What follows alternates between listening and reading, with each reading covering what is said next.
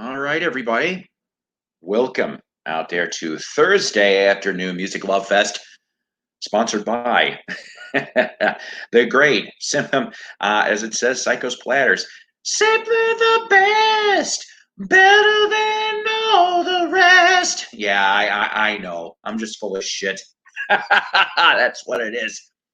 It is hot out there, ladies and gentlemen. 95 degrees out there. 95 in here in Northwest Arkansas. Hi, Tim. I'll be putting up a link in a couple minutes here if you'd like to jump on. Tim, I hope everything has. Let me put you back up here for 2 seconds because I do want to talk. So you guys were on the national news on radio, Fox Radio, actually, Fox News Radio, and I know it's like it's really I only listen to like a couple stations, guys, and that's about it. And Fox News actually brought up about the Chemtool fire. I don't know if it's a big chemical plant in Rockford, Illinois, had a huge fire. Tim showed me pictures of the black smoke. Oh, it was ridiculous. And you're still evacuated if you're a mile away from Chemtool. I guess they finally have gone off and said, okay, they reduced it to if you're 3 miles or less from Chemtool, you still have to wear the masks if you're outdoors. Just awful stuff. And Tim and one of my dear friends, Lindy, were the first people that I thought of because you both live in the McChesney Love Park area, and I still get concerned anyway. So I hope that subsided. Hi, Left Break. I know I just was over at Rachel's stream, but I was like, I thought I'd make a quick appearance and then come over here for a little while. This one here is guaranteed to be no more than about 2 hour and 20-minute stream. Why? Because I get to my 20 hours, ladies and gentlemen. I'm a tightwad. I do not feel like spending more, I like the 20 free hours, thank you. That just means I don't do a stream for 4 days, and I can live with that. And I guess maybe you guys could too. This just as I was getting ready to go on the stream, ladies and gentlemen. Rest in peace to Frank Bonner, ladies and gentlemen. And I don't know if you guys know who I'm talking about. We don't. Okay. All right. All right. Good. That's an improvement. Frank Bonner was Herb Tarlick, that's right, the salesman on WKRP in Cincinnati. He has passed away, and Mason popped in their stream. Mason poped in there, so he wore the pointy hat. Okay, I thought I heard he had a pointy hat. Now I'm going to get it from the Catholics, ladies and gentlemen, the Catholics. Anywho, so I guess I would make a great Halloween. Never mind. So, so he just passed away. I don't know. I was a big fan of the original WKRP in Cincinnati, that 4-year run. I want to get the box set of that. I am told the best box set to get on that is the Shout Factory box set because 85% of the original music that was played on the show is back on the DVD box set, which is really, really cool. So you'll get as close as you're going to get to the music that was being played there. And then a lot of people didn't know that there was a new KRP in Cincinnati. That was in the 90s. And that one was an all right show, too. But you mainly had, it was Mr. Carlson, Herb, and Les Nessman. And the thing was about when new KRP died after 2 seasons, it didn't die because of bad ratings, believe it or not. It had some behind the scenes shenanigans were going on, or at least there would have been another season involved, but whatever, they ended it on a cliffhanger sort of. And I hate it when shows do that. I think the one that comes to my mind anyway is if any of you guys out there were a big fan of the late 1970s TV show Soap. Yes, I loved Soap. Soap was hilarious. They lasted 4 years, 4 seasons. Yeah, yeah, that's right. Turkeys, I swear to God, I thought turkeys could fly. Oh, yo, hey, Hudson, how are you? Turkeys could fly. And the thing was, Soap ended on a cliffhanger. There was like three different things that were going to happen. Was Bert going to get killed as the sheriff? There was like these other things, and I'm like, damn it! And the story went that Soap actually was renewed for a fifth season up until like the last minute, and then they changed their mind and pulled the plug. It's like, son of a bitch. I'm just surprised. What is it? Not too many shows changed networks. Okay. The one that I can remember growing up, Different Strokes. Different Strokes was, of course, an NBC property. But get this, Different Strokes gets canceled and ABC picks them up for the last season. I thought that was strange. Another one was Taxi. Taxi, if I remember right, was a ABC property, and then ABC canceled him. Danny DeVito ends up guest hosting on Saturday Night Live right after it happened. And so they're making fun of ABC and all that. They brought the cast out. Go look it up. It's on YouTube. And they kind of hinted around. They're like, we'd love to come back for one more season. And NBC did it. NBC's like, all right, come back. You got another run. So they lasted one more season, but on NBC. And I thought that was at least kind of cool that they went and did that. Yeah, you know what, Tim? I do know about the show Jag. I watched it. I don't know a lot about it. Yeah, great show. Great show indeed. I would say, out of all honesty, my favorite characters, of course, would be well, Andy Kaufman is Latka, and in Christopher Lloyd is Jim Ignatowski, and Danny DeVito. Those were my favorite three, to tell you the truth. I always liked that stuff. I was just watching the other day when Jim's dad died, which was an interesting episode, which, of course, Jim's dad in the show that he was only on a couple times was Victor Bono, who Victor Bono, of course, was King Tut on Batman. He did a lot of other little things. I remember him being in an Alice episode for some reason too. But yeah, so I mean, I liked all that stuff. I thought that was a damn good ensemble for the comedy back then. They don't have really anything like that anymore. Ethan Peekaboo. That's right, Peekaboo. It's hot in this house. I'm not gonna lie. I think my AC needs a checkup, and I'm hoping to get that possibly maybe over the weekend. Hopefully, no more than Monday, the latest. I gotta talk to them, see if they can do that for me. Let's see. What else was I gonna tell you? I went to go the following Sunday here, after the day after Record Store Day. None of my stuff, ladies and gentlemen, were there. I only had a couple things on the want list. I ended up, though, getting a consolation prize, which I managed to find finally after almost 2 months. I did find the new Cheap Trick CD. I did do a review episode on Psycho's Platters, of course. Go check it out if you haven't seen that one. It's not even 5 minutes. It's a shorty. I even sent it to the band, too. I did. And also, just to throw this out there, the Mickey Dolenz Sings Nesmith LP review, 7A shared it through 7A's website. So I thought that was really nice, too. I was very nice and admirable that they were able to do that. You're right, Left Break. Then came the cop shows. That kind of just ruined some things. Hi, Vinyl Kicks. You picked up Blonde on Blonde today, huh? From Dylan Hudson. That's great. All right, new subs. Guz69 and Low Budget Vinyl Channel, ladies and gentlemen, are a couple of my new subscribers. I wanted to go off and tell you that for you.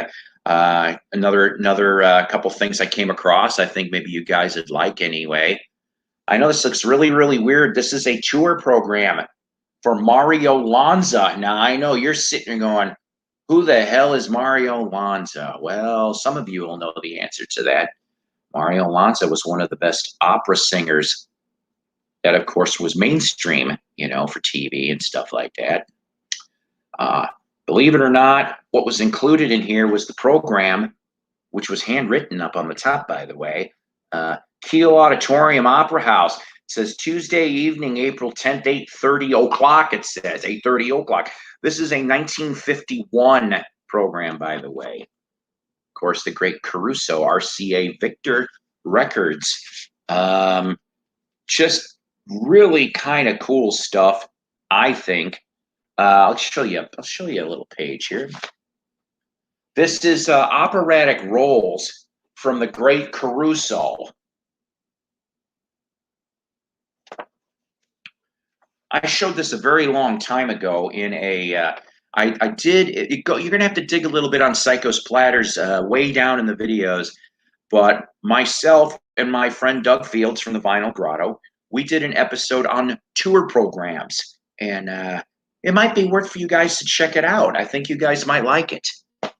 Also, I came across, which this is going to go to my friend Kathy Emmer. She is my Illinois sweetie. She is my bestie. And I didn't know she was looking for this.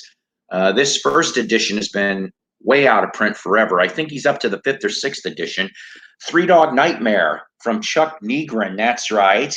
That's right. So this is the original press, okay? What a story. Now this came out. I'm a big Three Dog fan, okay?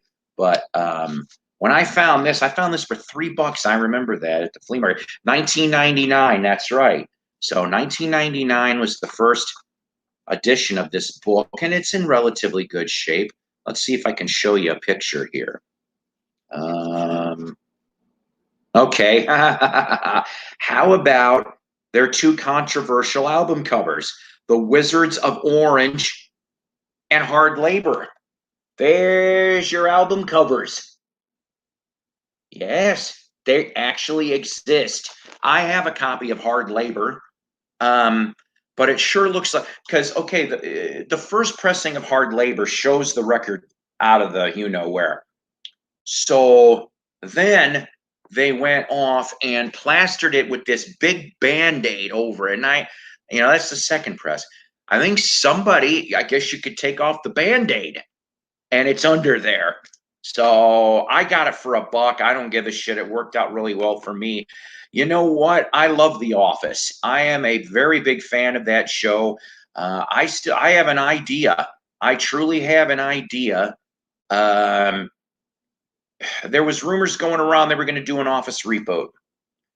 The thing is, when I went to go contact NBC, and I was being very serious about this, they only will, I think it's like 200 words for a memo. And I couldn't cram it into 200 words for them to get back to me on this.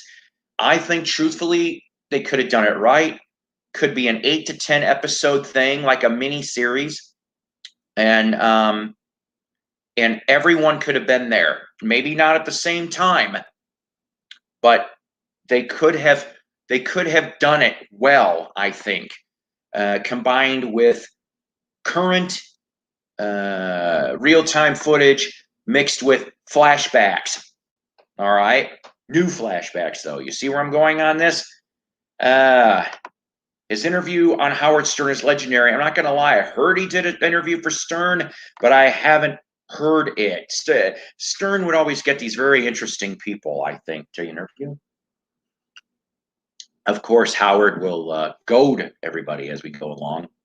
Let's see. Speaking of other stuff that I found, I haven't had a chance to read this yet. Of course, the new Goldmine with The Who, which, of course, is for the Who Sellout box set.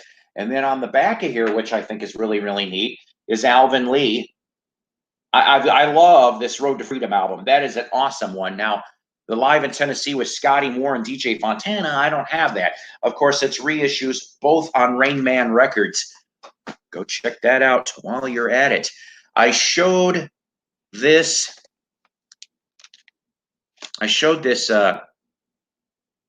in another broadcast, not mine, but somebody else's.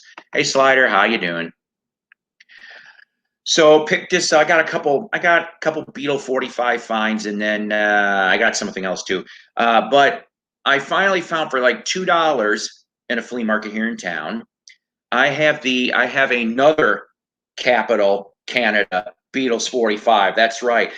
For years, for about 20 years now, I've had Love Me Do, P.S. I Love You on Capital Canada. But now I have All My Loving and This Boy. That's right. So I now have this for my second Canada Capital 45 that was exported to here. Now, somebody went off and told me that Please Mr. Postman was another 45 that got exported through Capital Canada to the US. So now I got to find that damn thing too. All right, let's see. The other one I went to Record Store Day, well, the day after, from Block Street Records. Yeah, Block Street Records, 2 locations in Fayetteville, Arkansas, and Bentonville, Arkansas. But you know what? I'm not gonna lie; they were tightwads this year. Now, don't get me wrong. Wade's okay. Wade's the guy that owns it. But all these other years, he put 20% off on used vinyl. Little tightwad didn't do it this time around, which kind of pissed me off a little bit, but whatever. It's his store, right? So I ended up picking up this other Beetle find, and the sticker says $9.99. It's in really nice shape. I got it. I haven't seen a copy of this in about close to 30 years at an auction that I attended. This one's in a lot better shape. So, if I remember correctly, 1965 on Capital Star Line, Kansas City, and Boys. That's right. That's right. So, and in a nice, and of course, I like this. I like it that it's in the Starline sleeve. Really, really nice. And I'm happy to have this in the Beetle collection too. Also, I got a Paul Revere white label promo. Him or Me, What's It Gonna Be? Of course, it's in a date sleeve, which I don't know why, but that's okay because I could put this date sleeve with one of my Zombies 45s.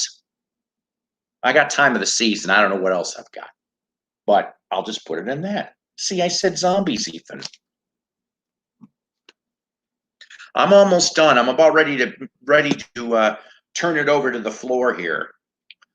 Another little commercial. Okie dokie. So I commented briefly to Ed from King's Court about this on one of the streams, maybe my last stream or something like that. If you are an Elvis fan or a Ricky Nelson fan, this may behoove you. All right. So I went and tripped on jamesburtonfoundation.org. Okay, that's the letterhead. jamesburtonfoundation.org. And I ended up getting personally signed, although it was silver paint pen and it still looks nice, a signed, here's him with Ricky Nelson.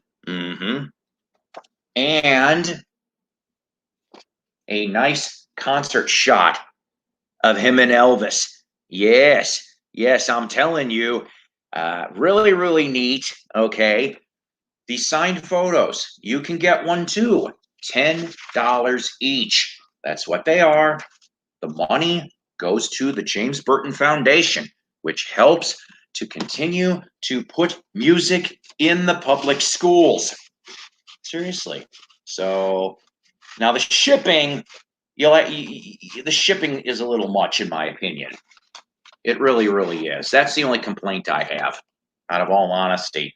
Considering, it doesn't tell you. Doesn't tell you how much the shipping was. I'm surprised. Needless to say, that's the only downside is the shipping. So check that out, though. jamesburtonfoundation.org, all one word, okay? My bestie, Donna Jo Cat Lady, went and got me. I did not expect this, but she got this for me for the upcoming late August comedy club show appearance of John Lovitz. We have tickets for that. Here is the complete series of The Critic. It stinks.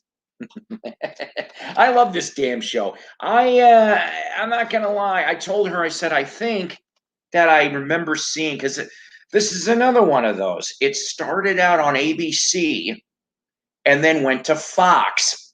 That's where it went to in the mid 90s. So I have this, and I have Rat Race will be the ones I'll end up getting for those. I think, ladies and gentlemen, that was it for the blah blahing.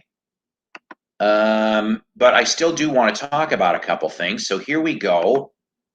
If anybody cares to, here is the link to come right up, ladies and gentlemen. I know, I'm sorry. Usually I try to keep this to about 10 minutes or less, but you know me, I yap a lot. It's a sin of mine, I guess. Maybe. I know that people have been commenting, oh no, is it really Davey D Dozy Beacon Take? Or is it like last night in Ethan Alexonian stream? And here he is, speaking of, that was almost my last name. Yes, it's really Ethan and not the ghost of Mick Jagger, Davy Jones, Henry McCulloch, Steve Holly. Pretty much everyone from Wings, including the dead ones. And Paul, I've got a little bit of show and tell. All right, hang on. Let me make you big. All right, you just showed you got the Kansas City boys start line, right? Yep. Have you ever seen a Canadian one? No. Let us see.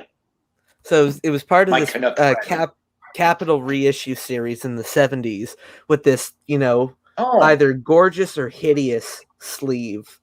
And it's a Kansas City boys, and it's on this reissue Starline label.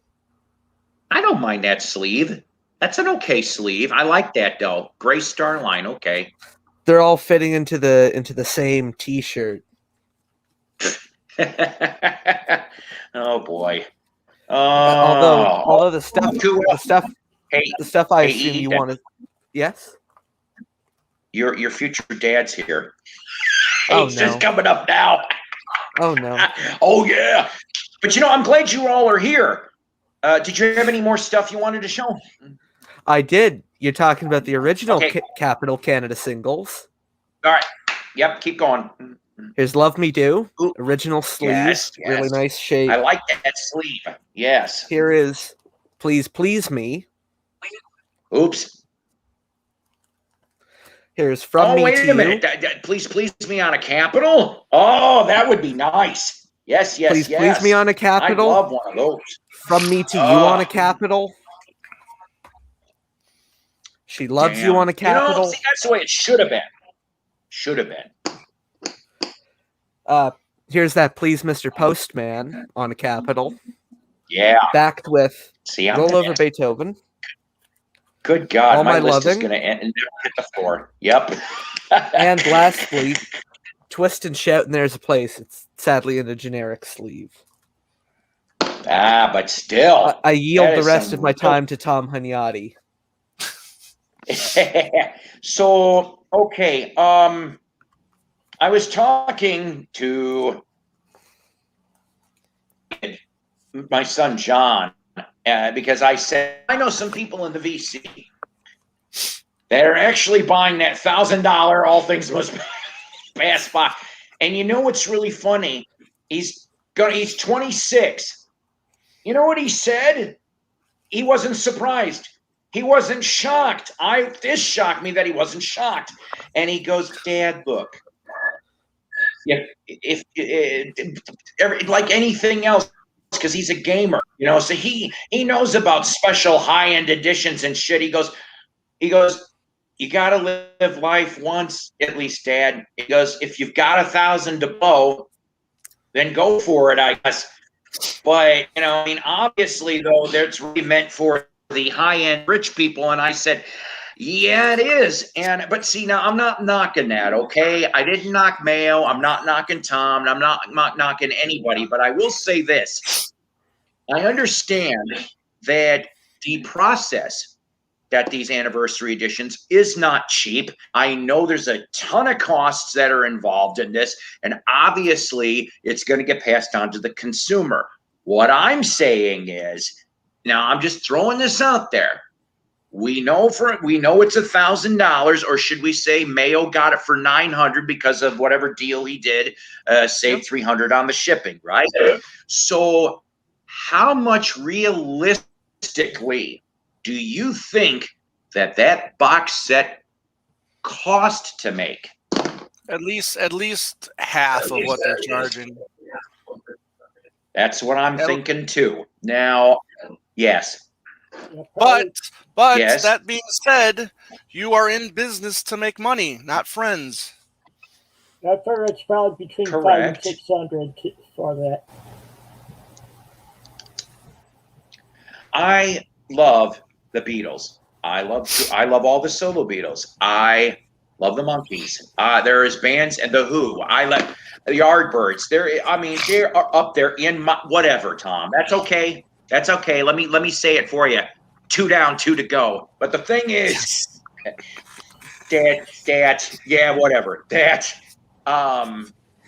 it's just if you're an Uber fan, I guess if you're an Uber fan and you think it's of great value to you, I guess that's what matters, right? Right. Yeah. So okay, so let's go off of that for a second, but stay on topic in a way. I was a little pissed off this morning, just for a little bit, okay? Because of the announcement, and I think you maybe know where I'm going on this, that that movie has been removed from theaters.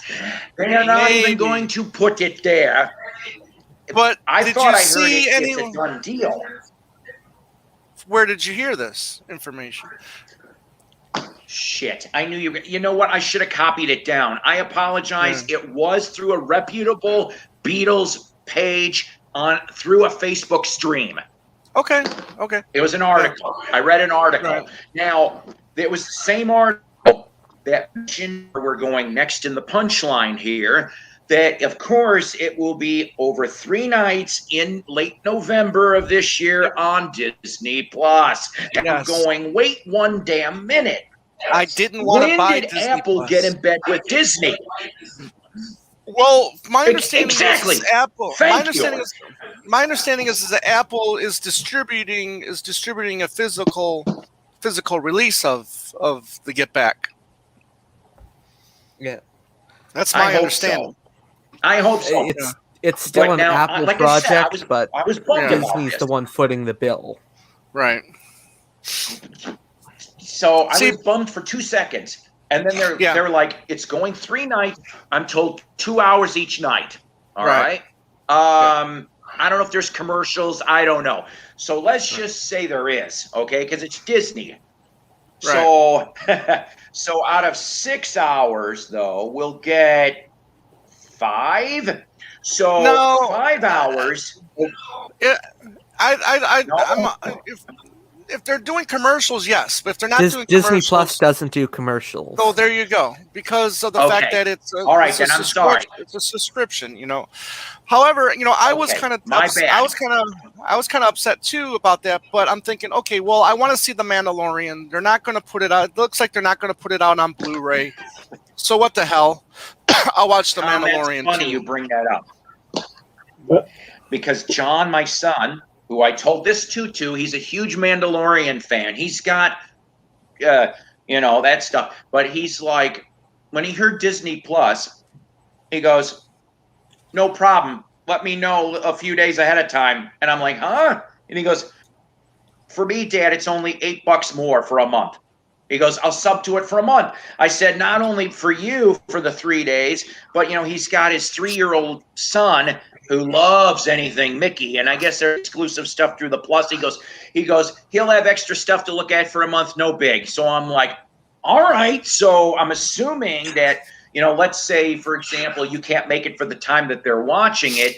Once it's streamed, you can get on at any time in that time frame and go, okay, here's part 2, and just watch it from there. And so he's being nice for me. So I guess I'm not bitching so much, but I still think it's a little sneaky. That's all I'm saying about this. And I'm like, it's very sneaky.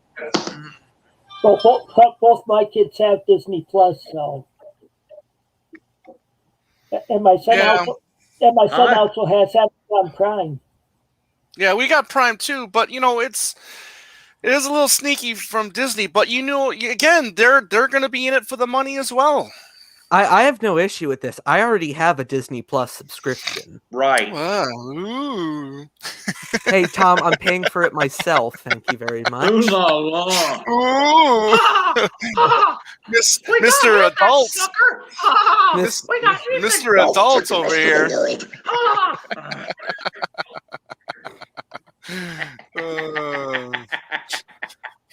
Oh, man. And they did say that in the article that probably in the spring of 22 there would be a Blu-ray edition of said thing. So I'll be a sucker probably and buy that too when that time comes out, because I'm hoping for extras. Maybe that didn't get shown in the see what I mean, Tom?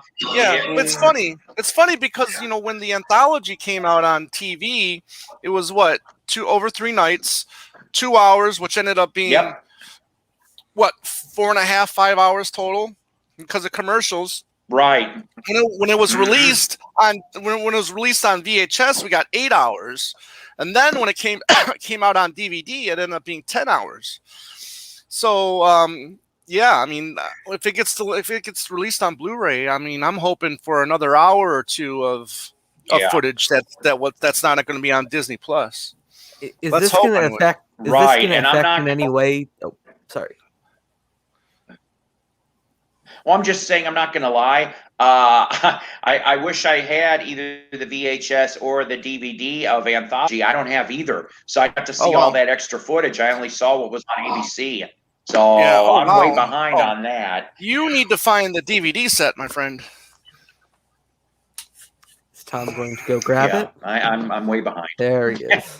Behind. Now, my friend Doug, yes, there you go. Yeah, I know what it looks like. I just have never come across one. He's got a Laserdisc edition. Yeah, Doug does. I've seen those. I saw that. I'm like, my God. I said, that's kind of cool. Nothing too much extra on the Laserdisc. It was, I want to say it was like whatever was on the VHS. That's what you got for the Laserdisc. So... But I'm hoping, like I said, Blu-ray, spring 2022, and then I'll get it again. Right. So you know somebody that actually has a Laserdisc player.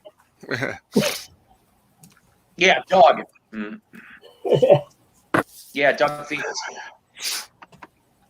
I know, that's a rare beast. Scott's got one too, Tim.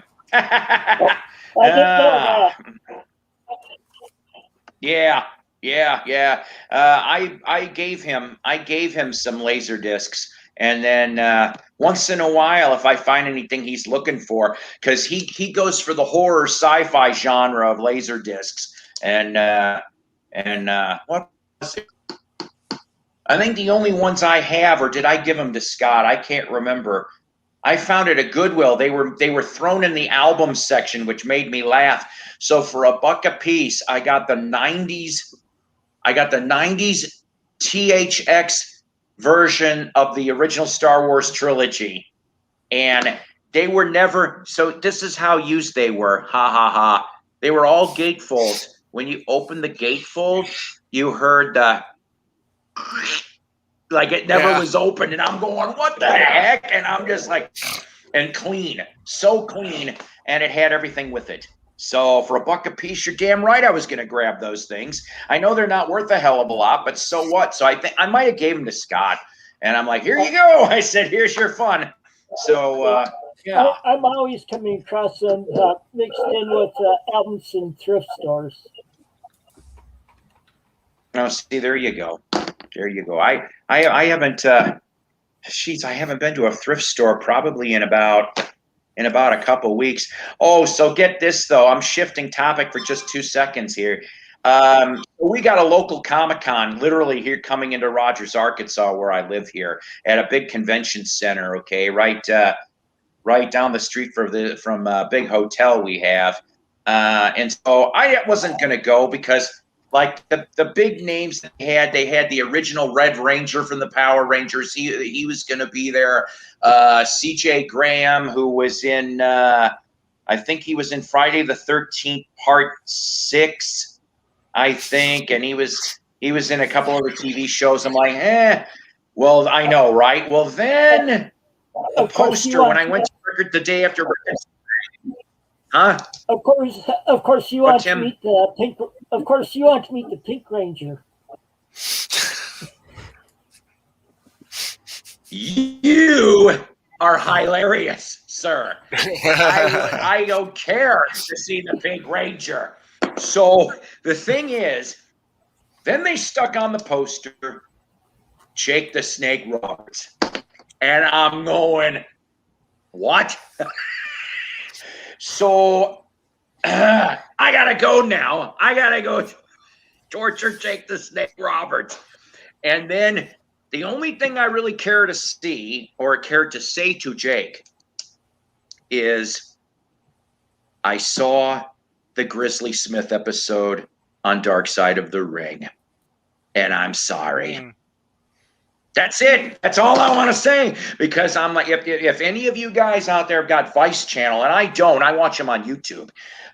They just 2 weeks ago posted the Grizzly Smith episode on Dark Side of the Ring, and Grizzly Smith was Jake the Snake's dad. Yeah. And he was a wrestler from the late 50s to the late 70s. And I only heard itty bitty bits about this after Grizz died about 10 years back. And I'm like, pedophile? What? And it turned out that he liked 9 to 14-year-olds. That was Grizzly's niche. And I'm going, oh, God. But so you got Jake the Snake, Sam Houston, who I barely remember Sam Houston. He was a good wrestler too for a while in Texas and with the Von Erichs and a few other ones. And then Rockin' Robin, who was one of the 80s WWF women champs. So all of them are related to Grizz. And it was such a dark episode. And I'm like, my God. So yeah, I do want to meet Jake. I don't know if I want the Python on me in the pic, but I want to see Jake. And yeah, Jake the Snake, Thunderbird wine. Oh God, don't tell me about Thunderbird wine. Oh God, no. That D2020, no thank you. Or Poon Farm for that matter. No thanks. I said Poon Farm. Let's see here. Oh no. Oh, I opened my big mouth too much. Hang on a minute. Not with Tim. Just hang on a minute. I still have Sergeant Pepper on the car plan on laser. Oh God, no. Oh, that. Hey boys, I think we got her. And as far as I know, it's the only really. See, I haven't seen. I saw Sergeant Pepper once on TV in the early '80s. That was enough for me. But look who showed up, Ethan. See, we were discussing about him. Steve Holly, even though he's not dead, the BC Ouija board has provided us a Wings legend. Paul, they follow me around. I guess so. He also drummed. Steve Holly drummed for Tommy Shaw for a little while too, if I remember correctly. Which yeah, solo stuff. He was a drummer on one or two of his solo albums for Tommy. Well, I want to say Girls with Guns and What If. And What If. I have both those albums. I also have Ambition on cassette. See, and they're not. Yeah, see, Ambition was what with Jack Blades, right? Tommy Shaw and Jack Blades. After dinner, you're damn right. It's an after dinner treat. I haven't even had dinner yet. Go on, Tim. Yeah, Ambition isn't with Jack Blades. It's Tommy Shaw solo album, and I think the next album he did see, I thought Jack was on that. I'd have to look at it again sometime. I have it on cassette. Yeah. Wow, personal message from Steve Holly to Doc. Yeah, there's Doc. There you go. Well, you've made it. Paul, the next time I'm on a live stream with you, I should have a better mic. Yeah, I wish I could say that by my next live stream, I would have better internet. I was talking about that with my son, and my sons are both good, but truthfully, James goes off and tells me, "Oh, look," and even hi, Tom from Steve. There you go. He's getting closer. Your salamander. Yes. So, he thinks it's a laptop because this is an old laptop. I'm not gonna lie. Got this with Jessica 5-6 years ago. That could be it. I don't know. I mean, as you can tell, some days are better than others on the internet. All right. I mean, we got the router. I'm probably. Yeah. I mean, we got the newer router too. But my son, James, the one that lives with me, told me not to get rid of the original router that I got from Cox. I said Cox because something about an Ethernet cable port was not on the. I don't know. It was something was on the damn it, I can't think straight today. So in other words, that's the only reason why I still have the old damn router, but we have the new router mostly running things. So even though you probably can't tell that it's more improved, it's actually at least a little more improved than before James went and got this higher end router. He plays games, he watches all kinds of shit. So, but my older son said, hey, if we ever live together, because I think I could get along with living with John more than I can with James. If he watched this, he'd probably be like, "Oh, fuck you, Dad." But what he was getting at is that he wants to get fiber optic. That's what he wants to get because he games a lot more than James does. And he goes, truthfully, he says, if you fiber optic, if you go halvesies, it's like paying for regular, internet, but you don't have all the buffering and the interruptions. That's my phone, in case you're wondering what the noise is, and I'm not answering it. So, that's why. So maybe, who knows? Maybe by by next year, maybe I'll be fiber optic. That'd be all right. Well, with me, my internet's from Comcast. They've recently doubled my speeds. I have the high-speed internet with them, and they doubled my speeds. Still the same price, monthly rate for it and stuff. Very cool. Cool. And I have a 7.5-year-old. Who is it? Is it Charter? On it. No, Comcast. Huh. Oh, Comcast up there. Okay, Xfinity. That's right. I forgot. They're all over the place up there. Mm. Yeah, fiber optic probably is the best way to go, but it's all this. Of course, Eddie's a big gamer, and he likes the speeds that we have on our internet. Of course, he hooks it.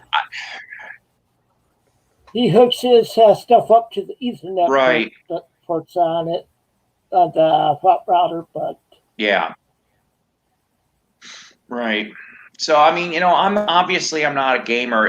It's either for me, it's doing these things or watching my YouTube marathons or now that I got my, because I screwed up and my son helped me fix my smart TV back to where I could go into the networks. And so I'll go on to Shout Factory channel and pull up a good old Mystic 3K episode and have a few good laughs. So, but yeah, I was watching Gunslinger last week. Oh my God. Killed everybody in the town pretty much. I'm like, well, that's an easy town to marshal now. There's nobody fucking alive in it. Steve needs a new iPhone, huh, Steve Holly? Way of Ecuador isn't cutting it. I know. Sometimes I have to deal with Costa Rica. Sometimes the Dominican Republic. Yeah. You're a man of the world. Hey, good to know about the improving my porn streaming. I don't stream porn on my computer. I will not do that. I've never. Well, no, wait a minute. I can't say I've never done that. It's been many years. Many years. I learned my lesson. I don't mind admitting this. I was married to Jessica. Well, no, I wasn't married to Jessica. We were going out. So this is 10 years ago. So Jessica and I, we shared the laptop. We both bought it together, shared the laptop. We were okay with the whole porn bit, but we weren't. That's not where we were watching. We watched an interesting site, and I mean interesting, because it wasn't just that. It was called crazyshit.com. That was the name of the site. 10 years ago, you could watch that site and get a couple good chuckles. You'd see these videos of like real life stuff that was going on, like accidents, this, that, and you'd be going, oh my God, and it could happen all around the world. And then, yeah, there was softcore stuff. But the point was, we watched it on and off for about a good year or two, and then we caught some stupid ass malware or whatever, and we're like, yeah, we ain't doing that again. So I have not been on any it's like adult site in about 10 years. It's like saying you only get Playboy for the articles. Well, Paul. Who was it that was it Rach? Huh? I was going to say you yes, Tim. You should get yourself a Roku there.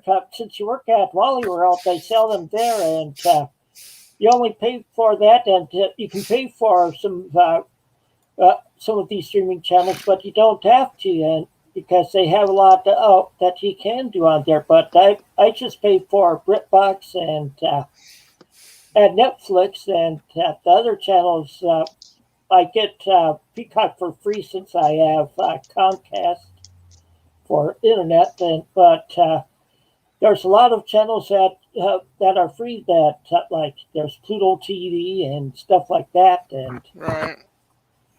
And hey, I just remembered something. Yeah, keep going. I'll be back in a second. I just remembered something. Talk amongst yourselves.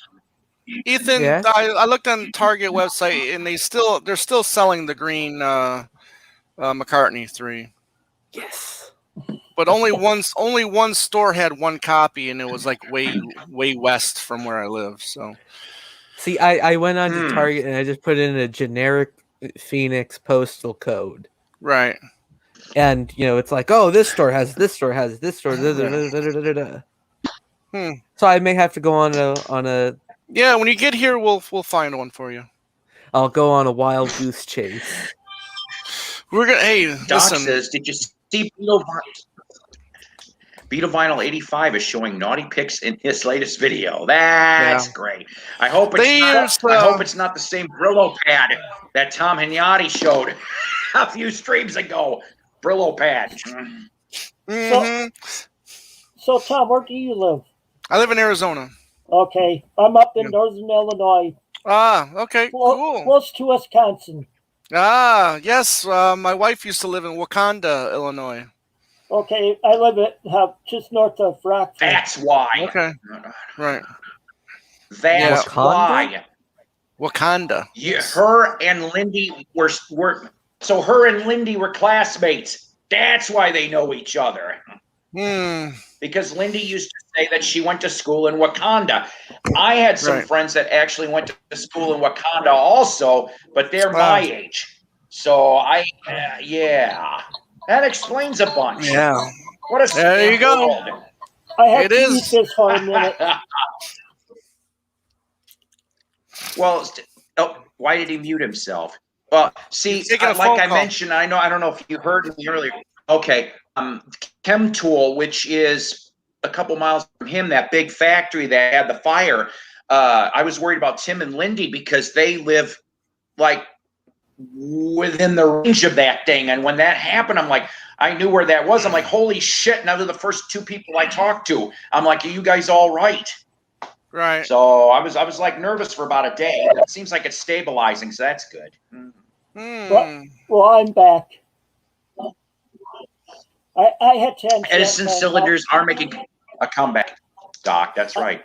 Oh, hey Tim, here's another one I forgot to tell you about. It hasn't happened yet, but and your wife have a good laugh at this, Tom, because I told Lindy about this.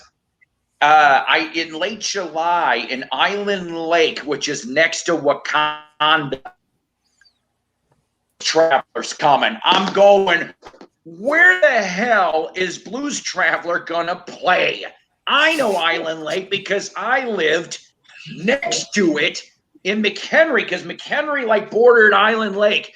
And I'm going, where the hell? And Lindy tells me, she goes, well, the 3D bowl expanded. I said, come on, Blues Traveler wouldn't play a bowling alley.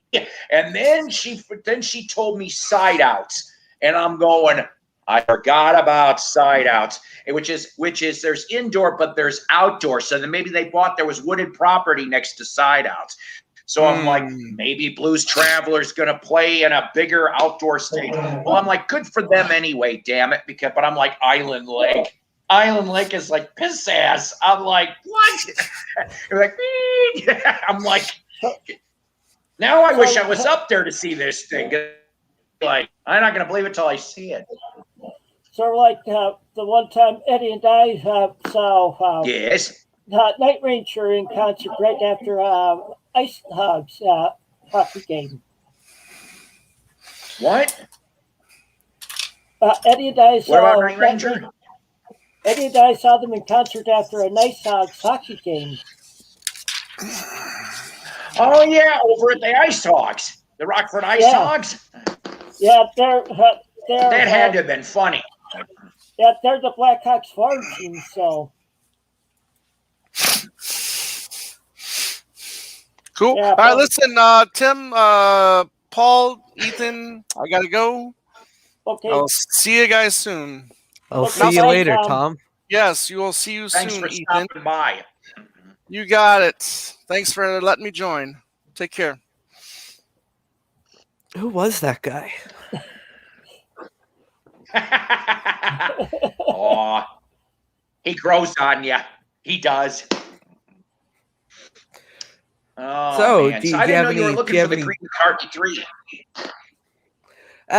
Why not? I'm looking for. Why not? Well, Paul. I was going to tell you, I've been thinking about making a video because of all these tag videos that have been coming out.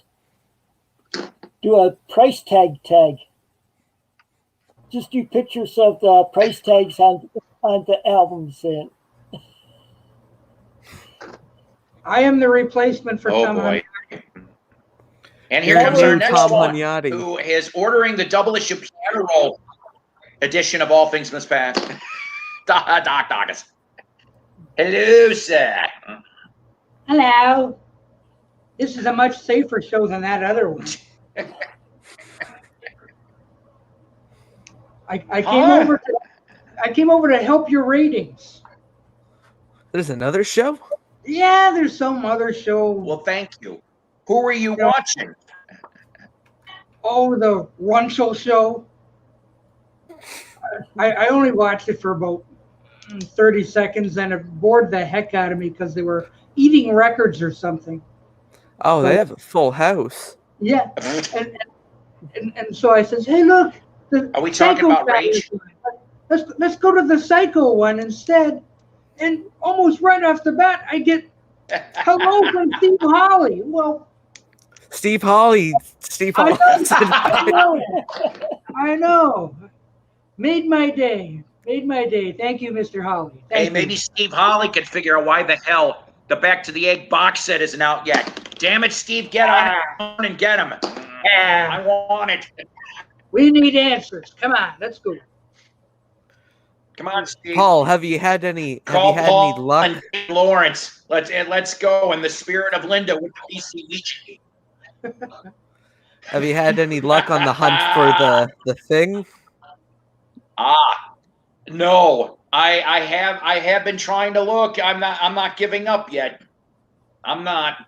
But I did find some things that lose hope. I just don't know where I have it. It's making me mad. I did find something that I am going to have to give Steve a link. I don't think so. I don't think I'm giving Steve a link. Not after what happened on the last episode of my live stream. That's something else that I have to talk about. Maybe on my next live stream, because I got to change some rules around a little bit. I need to. I'm going to probably do this privately through Messenger with a select amount of people. I need to figure out some things, and I need you guys to help me, because I don't know how to do some things. Yeah, Ethan, you're one of them. You and a couple other consorts I will be contacting. But I'll say rule number one.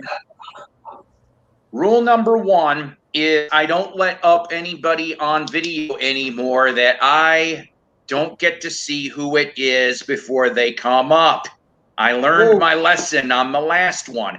Even though nothing happened, I ended up enriching some of the peanut gallery. And even though it's my show and I can do what I like with it, I am really not in the mood to deal with nonsense. That is my word. I do not mind a little playful banter. Well, I don't mind. Yeah, see there. That's what we're talking about. I don't know how to. Yes, I don't know how to give. Okay, look. I don't know how to give wrenches. I don't know how you do it. I have wrenches from other people. I have wrenches from Rach. I have wrenches from Dickie Dolan. I got wrenches from Lisa. I got wrenches from Ethan. I got wrenches from oh, come on, give me a wrench. I got like 5 or 6 channels that gave me wrenches. I don't know how to give wrenches to people because that's what I'm going to have to start doing. A whole slew of wrenches. Steve Holly wants a wrench. Give Steve a wrench. Oh, you're killing me, Steve. You're killing me. Oh, man. No daytime, nighttime suffering here, ladies and gentlemen. I'm the only person who got that joke. But that's what we're going to have to start doing. No, if you can dodge a wrench, you can dodge a ball. That's right. That's right. I'm tired. I really am. It's so hot here. This is ridiculous. I have a question for you, Doc. When do you normally do your? When do you usually do your live streams, Doc? I usually don't find out about them until after the fact. That is correct. Yes.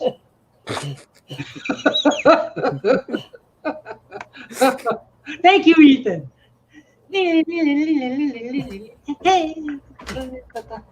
I'm just playing with my wrench. Hey, that's for the after hours stream. This channel clean.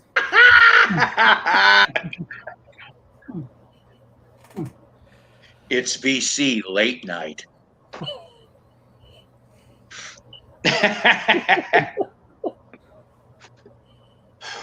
You're making me afraid. Oh man.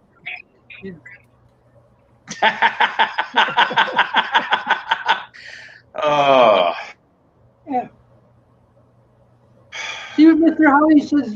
Just go to the YouTube stream and just hit on the 3 dots and give everybody wrench. Everybody wrench me. Okay, but here's the thing. I do not have. All right, listen, when I do these StreamYard videos, I don't have YouTube in another link. I don't do that because somebody told me, I can't remember who it was, that if you leave your YouTube link up and this, it causes delays. Am I right? Like major delays. And I don't want to do that. You're kidding me. No, that's what I was told. Are you being sarcastic with me, Doc, just a little bit? Because I'm being serious here. I'm ignorant on this shit. I'll admit it. I'm ignorant on all this stuff. You do hear like an echo especially if you're wearing just as long as you just as long as you have the volume on the YouTube. If you turn that off, there shouldn't be a delay. There should be no problem. Okay. Well, I do turn the sound off when I did in the past. But no, I don't have YouTube. Is not up right now. It's connected through StreamYard that it is going on YouTube as we are doing this. But I do not have a separate YouTube page link right now. So I'll just have to remember next time to do this. Okay, Tim is asking, is anyone going to see the Monkees tour this summer? If they came closer to me, maybe, but they're not. Why'd you save this question for after Tom left? I just don't see it happening. Oh boy. Actually, with me, I don't know if I'll be going. With me, I don't know if I'll be going to any others other than the Cheap Trick one this summer. Just that with my health problems and stuff. I haven't seen a schedule for the Mike and Mickey show. There might be stuff like she had Summerfest up in Milwaukee. That's not till in September, so. Yeah, by then.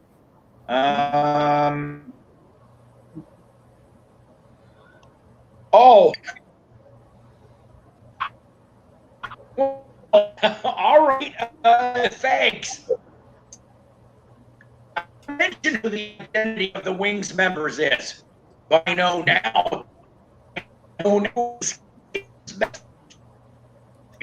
But I'm not telling you who it is. But now I know who it is. Paul, I'll let you in on a little secret. I do too. It's not me, but I know who it is. Don't you? Well, no, I'm saying I just said you know too. Yes. Well, then fine. But the point is that I did leave a link, Mystery Man. I did. If Steve wants to come up here. Steve, come up here and read English. It's or Steve Holly. Or Steve Holly.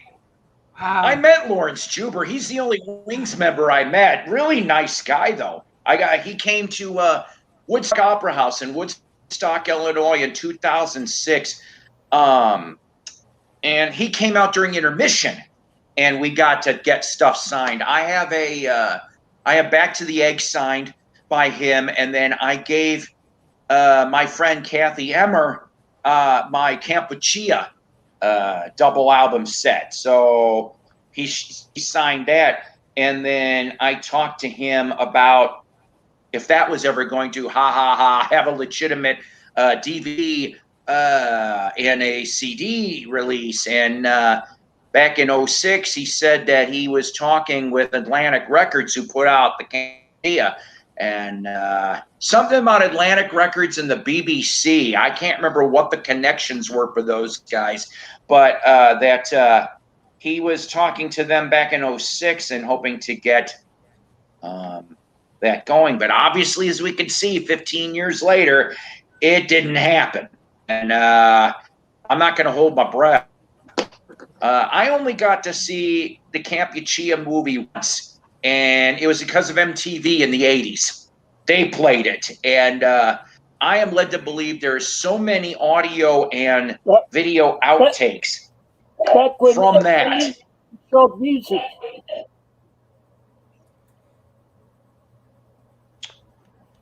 Okay, let's see. Doc, where you live? Windsor, Here. Ontario. Like what state? Oh, okay. Ontario. So Pretend I'm yeah, Doc, what state? Are you still in the lockdown? All right.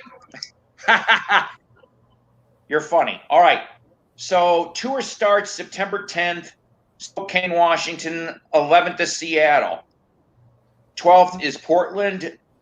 14th was previously rescheduled, but now in Sacramento. 15th, San Jose. 17th, Riverside, California. 18th, El Cajon, California. September 19th, Phoenix. See, we ought to get Tom some tickets. September 23rd, Austin, Texas. September 24th, Grand Prairie. September 25th, San Antonio. 27th is Midland. Then we go October 1st to Graceland. They will be performing at Graceland. Really? October 2nd, Chattanooga. 6th October, Birmingham, Alabama. 7th, Knoxville, Tennessee. October 8th, Atlanta. October 10th, Orlando. October 12th, Fort Lauderdale. 13th, Clearwater. 16th, Jacksonville. 18th, Washington, D.C. 19th of October, they're in Jersey. October 20th, Tarrytown, New York.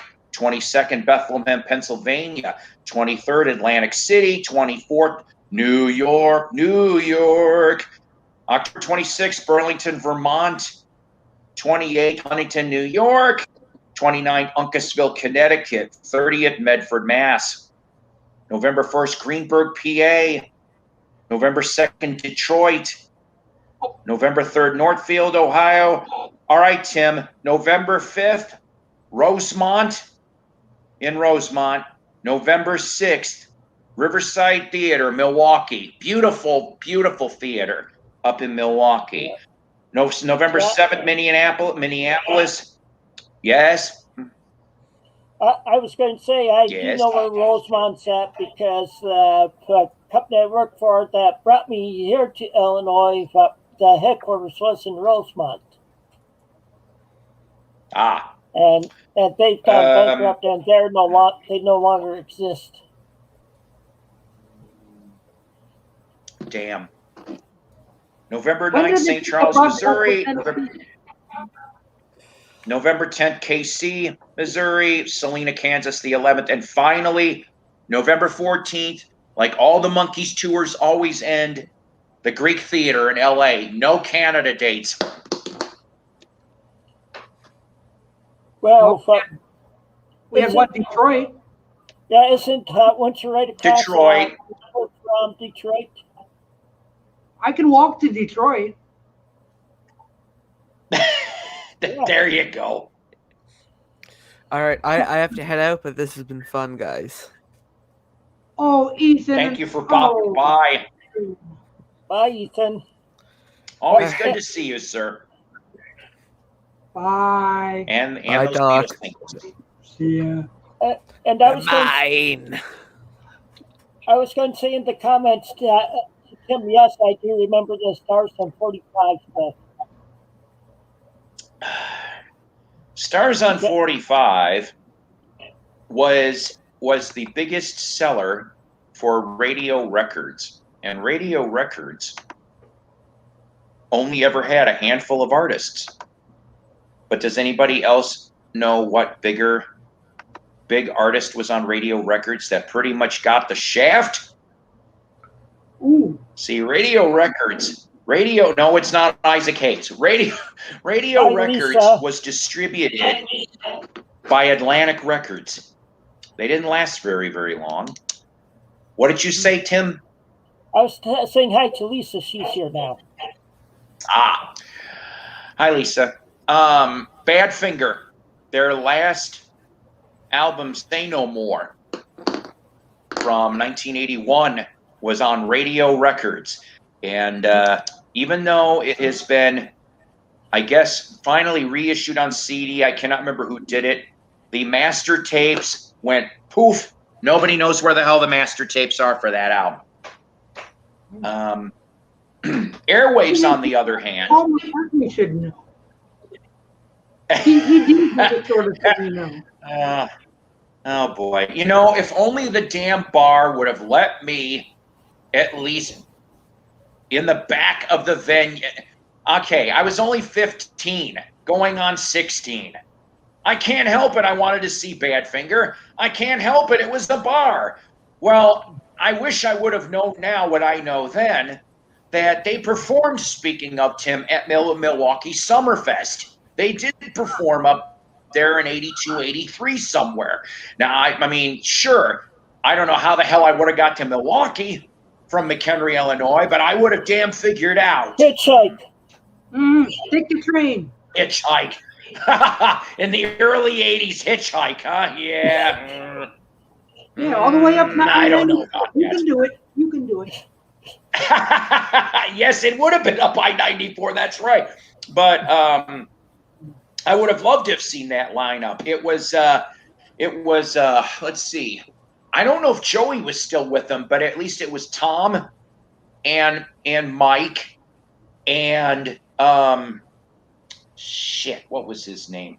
He played on Head East. Bob Jackson and Tony Kaye was in the lineup at that time. Of course, from Yes and Badger and all those other ones. So it would have been a kick-ass. Yeah. I was wondering if it was the Tony Kaye from Yes. So here's the thing. I wish I had that Badfinger book near me, but it was around that time frame. See, why has there not been a really good movie like behind the scenes like VH1 about Badfinger? Because I don't know if the footage is on YouTube still, but Badfinger performed on a horror host show in Milwaukee. They did. It's true. The show's called Shock Theater.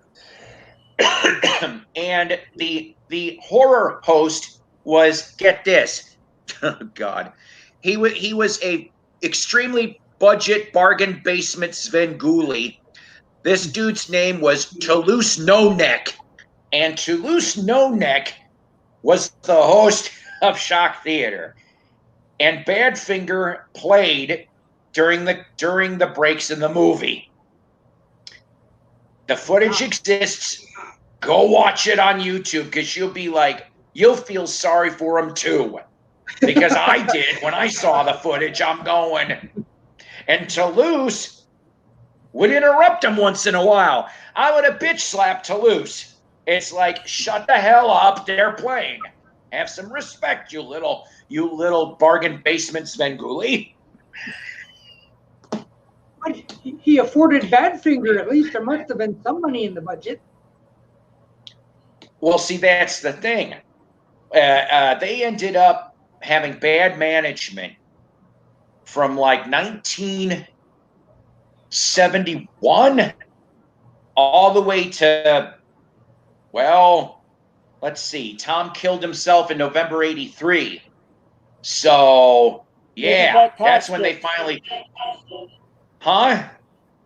Maybe that bad management caused it. Oh, that dipshit. Stan Polly was a dipshit. Stan Polly is caused the 70s nightmare. Okay. He also managed Lou Christie and a couple other people. Go figure. I don't understand. I don't even know why Lou stuck around so long. But yeah, Polly pretty much did a number on them all, and that supposedly was the main reason why Pete killed himself, was because of Polly. Because in the suicide note, it says, P.S. Stan Polly, I hope you rot in hell. That's what it said, suicide note. And I'm going, And so then when Tom went off 8 years later, And of course, he drank a lot. He went off and he was like, he told his wife, he goes, maybe Pete had the right idea. And that wasn't the first time. He said it to his, there's a guy named Rod Roach. That was his name. He was a musician that ended up with a co-write on that Say No More album too, if I remember right. Over You. That was the name of the tune. And he said to Rod, he said the same damn thing. And next thing you know, he's hanging in the backyard. I'm just like, son of a bitch. And it was all because of the Apple money was frozen. Even in '83, the Apple royalty money was frozen. And it was just like, if there needs to be classes taught for these musicians, these up-and-coming bands, and that needs to be a required textbook. It's like, read this. Read this and memorize it from cover to cover, because you don't want to be like this. And then there'd be a couple other rock and roll books you'd want to. Of course, you'd give the Beatles, or more likely Brian Epstein, and go, see this? This is what you want to make sure you don't do. And I know some people are like, well, wait a minute. Brian was an awesome man.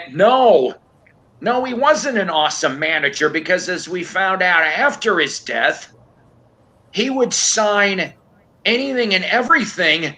And I don't know if it was Brian's devaluation, or like he was being more, I don't want to say ignorant, but I guess there was even a point where Tom Parker even overheard one of Epstein's deals. And sorry, I don't know the source, so don't ask me. But even Parker laughed, and he goes, what the? And I'm like, the Beatles should have made a shit ton more money than what the hell they got after that deal. Now, I'm hoping, but I mean, you're talking 69 here. The Beatles are almost done, and evil Alan Klein comes in. And of course, we know Alan Klein's backstory with the Stones, with Sam Cooke, with Bobby Darin, with a bunch of other ones. I can find you some money. Let me go through the books. That's how he hooked them. Because he did the same damn thing for Capitol. He goes, I can get you more money. And you're talking the biggest band in the world. Who's going to turn that down? Who's going to turn down that? Because what happened, for example, was Sam Cooke. He was the first one, I'm told. And he goes, let me look through the books. Next thing you know, within 30 days, he got him $100,000. That was in 62. $100,000. And I'm like, and for 62, that was big ass money. And you'd be sitting there going, would you go with somebody like that? I mean, if that was your first impression, he goes, let me go through, give me a little time. And then he gives him the money. You're hooked. You're hooked because you think you're going to get a lot more. And of course, that didn't happen. But I don't know. Maybe Klein got the Beatles a better deal overall. I don't know. But of course, there wasn't much licensing in 69 compared to 63, 64, 65, where they were the most popular and had all the lunch boxes, the bed sheets, the trading cards. There wasn't a lot of that shit in 69. Not anymore. Look at it in the early 60s, early and mid 60s, how many artists were doing covers of Beatles songs on their albums. Yeah, oh, geez. Yesterday, Long and Winding Road. God knows. I think those are the top two, I think, that were covered. I think. And like was Michelle, Yesterday and Long and Winding Road. Something. Yeah, Michelle was another one. I know. Yeah. I know Hey Jude was covered a couple times by different R&B artists. And also, also Norwegian Wood. Right. But see, that's the thing, though. McCartney made this deal. I mean, he's getting, year by year, he's getting his song rights, his portion of the song rights back. I read an article about this within the last year. And so I'm led to believe he's got his half of the 62, 63, 64 stuff. And so every year he's alive, he'll be getting his half or whatever back in the songwrite parts. Lennon on the hand, Lennon had some weird deal, that company where they got a payout, I guess. And so whoever owns the song rights, they'll get to keep that half. I don't know. It's weird. I don't know. Sony has the publishing rights at the moment. Right. And yeah, you know who you could sort of thank for that nonsense. Oh, is that guy dead too? Michael Jackson. Oh. Michael Jackson. That guy again. Uh-huh. In my opinion, the best song he did was about a rat. Huh? Ben. It was about a rat. The song about a rat. Yeah, Ben. Oh. Oh boy. It wasn't much of a thriller, but it did all right. Yeah, it's that broom. Oh man. But yeah, I mean, I like. You see, that's the thing, though. A lot of today, and even going decades back, everybody forgets music, business. They separate them. They don't put them together because that's what the hell it is. It's a music business, and a lot of people forget that shit. There's very few artists that were not screwed over. There's very few managers that have taken care of their clients like they were golden. Most have been killed, suicide, thrown by the wayside, used up like rags. And it's sad. That's not how it ever should be. But that's the thing. This has all been, our great tunes have all been manipulated by other people.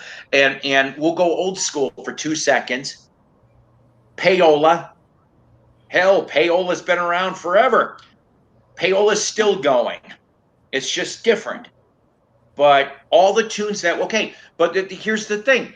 That kind of stuff shaped the musical landscape we grew up with. Okay? I think regional radio, all right, 50s and 60s, maybe early 70s.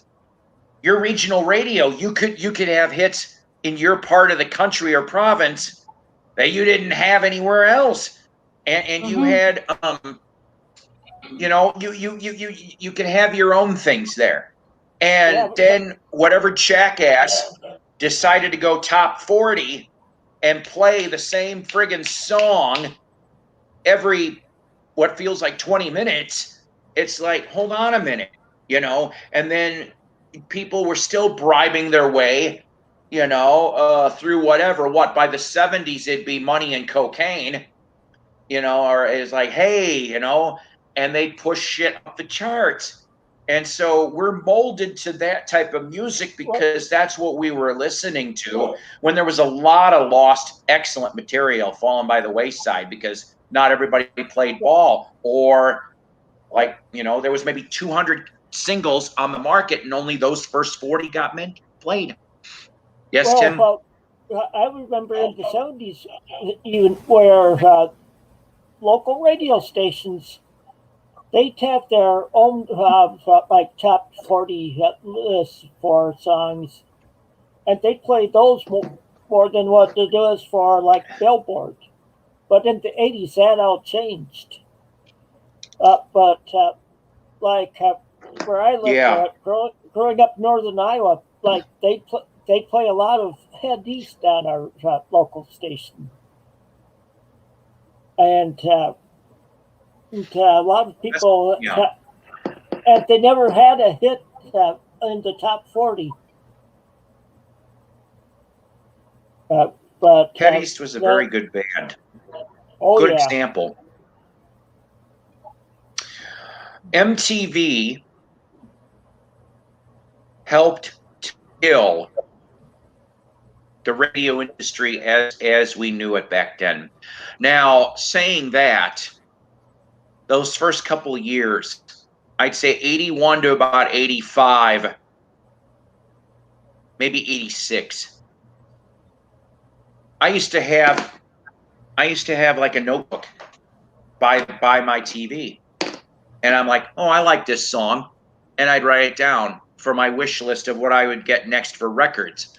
Because there was a lot of sounds through MTV that I never would have heard on radio at that time because they came from different parts of the country or Canada. I got exposed to a lot more Canadian bands because of MTV. I know that sounds weird, but I didn't know of April Wine or Triumph or any of the other ones.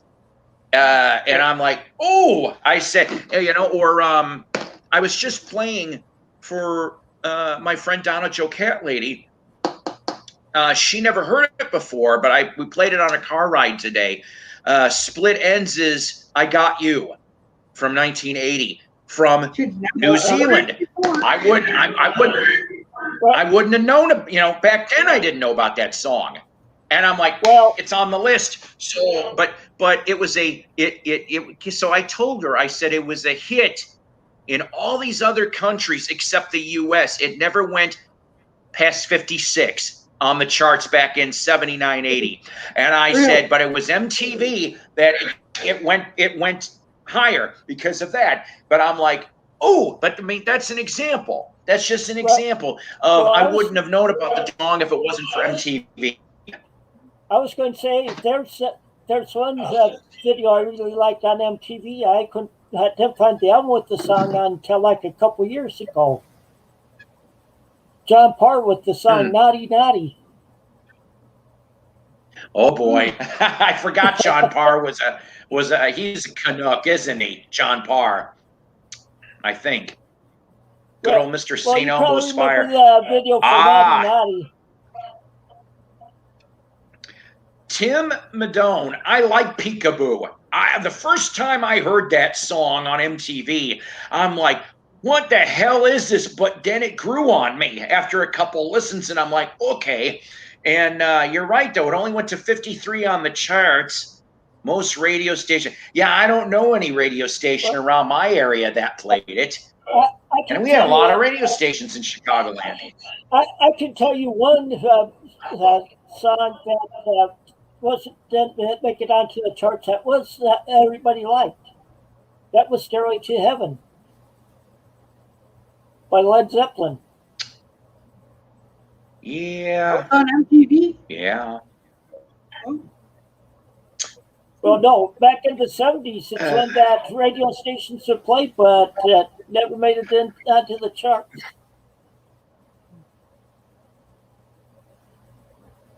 Okay. The Mighty Zepp. I think that was that was the other thing. In the early MTV used to play, I think it was on Friday nights, Saturday nights, they'd play all these different music movies, and that's how I got to see Song Remains the Same was MTV. I even got to see, I remember the one time that they showed Dave Clark 5's Having a Wild Weekend. And I'm like, why not? I said, I never seen this. What a goofy movie. But they would show almost anything. And of course, MTV was the one that in 86 basically got the monkeys back up from showing that monkey marathon. I watched all that shit. I did. I was glued to the screen for most of those episodes. And I was just like so excited.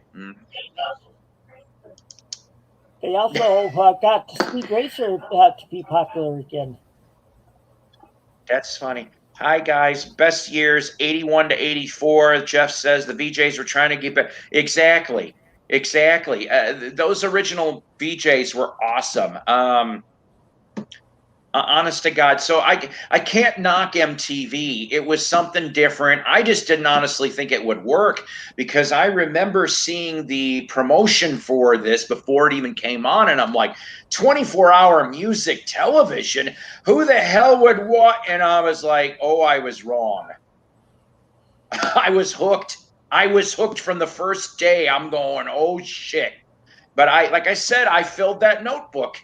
I did. And I'm like, okay. And so, sometimes they would show occasional older stuff like 60s and 70s, but I'm like, okay. Well, when I was in the Air Force, we just sit in somebody's room, had them TV on, and be pouring back beers.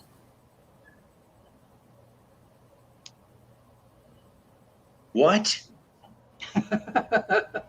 You kind of went muffled at the end there. I said, that's when I was in the Air Force back then, and we'd just go to somebody's room, we'd put on MTV, and we'd just be drinking beers. Oh yeah, see, there you go. Why not? I mean, that was something to do. You know, that was your jukebox. I guess that could have also killed some of the live bar scene. I've got to call them. I've got to call them. Hang on a second. Okay.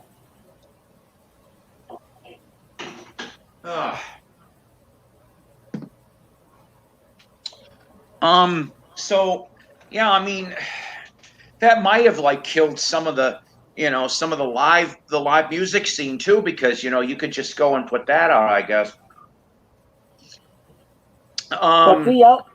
Let's see, what was another? Look at this. I've got cranberry juice in a Sorcerer Mickey glass. That's funny. I used to have a set of that. Also. Ooh. Look at that. Doesn't that make you feel like you're in Disneyland? Ooh. Oh boy.